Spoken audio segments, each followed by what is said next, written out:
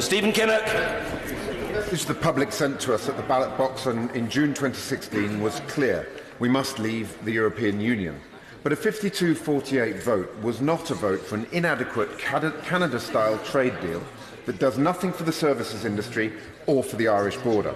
And it certainly wasn't a vote to send the country over a no-deal cliff edge, tumbling towards the anti-worker, anti-growth, economy-crippling hard Brexit of the Tory right. We cannot risk this government turning us into a European version of the Cayman Islands.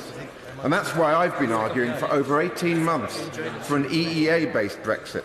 An EEA-based Brexit not only retains a very high degree of access to the single market, it also substantially increases control over our laws and over our borders. EEA countries are not subject to the supremacy of EU law, and neither do they fall under the direct jurisdiction of the European Court of Justice.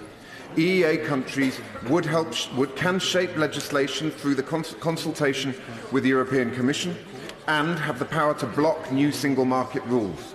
Moreover, Michel Barnier has made it crystal clear that EEA plus customs union is a perfectly viable and realistic option. The EEA agreement also offers the suspension and reform of the free movement of labour. Articles 112 and 113 of the agreement are safeguard clauses which would offer significantly greater control over our borders and labour market. Compare and contrast this solid treaty-based mechanism with the more open-ended framing of our front bench amendment, which makes no mention at all of free movement. The fact is, when it comes to free movement, our front bench amendment is actually less clear and less tangible than the EEA is. The overarching purpose of the EEA is, and I quote, to promote a continuous and balanced strengthening of trade and economic relations. This is very different from the overarching purpose of the EU, which is to form an ever closer union. An EEA Brexit would therefore take us back to the origins of the European Economic Area, an agreement based on mutually beneficial trade rather than on political union. Mr. Speaker, if there's one lesson to learn from these Brexit negotiations, it's that the EU operates on the basis of rules, laws, models, treaties and legal precedents.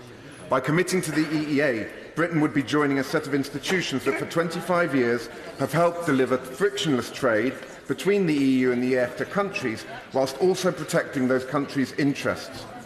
I therefore urge members on all sides of this House to join me in showing their backing for an EEA-based Brexit, which strikes the right balance between prosperity and sovereignty, and it's the only form of Brexit that can have a hope of reuniting our deeply divided country. Ian Murray.